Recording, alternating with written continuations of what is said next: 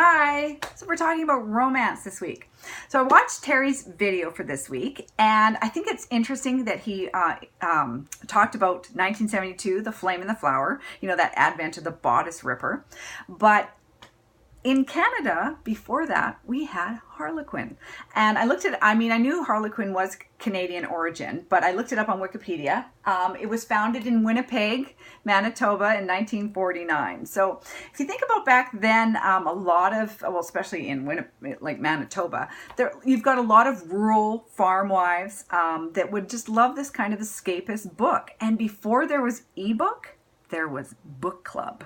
And I know my mom was a member of the Harlequin book club, and you got a new Harlequin in the mail every week.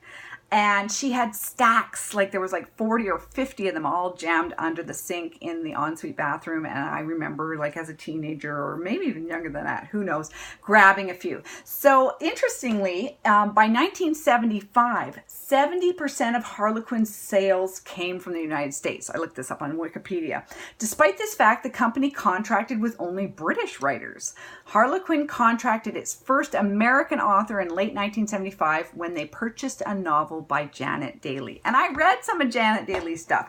I was more interested in the backdrop. Like, Janet Daly was writing about, like, people on a ranch, and like, I never lived on a ranch. I lived in suburbia. So it was just interesting. Like, I was more, same with, I think I put on a comment on somebody's that I like historical romance, Philippa Gregory, because, you know, the backdrop is Tudor England.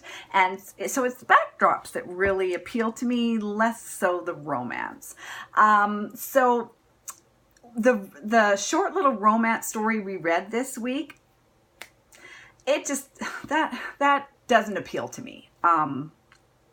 It's kind of like what Victoria was saying. You kind of want to slap the heroine upside the head.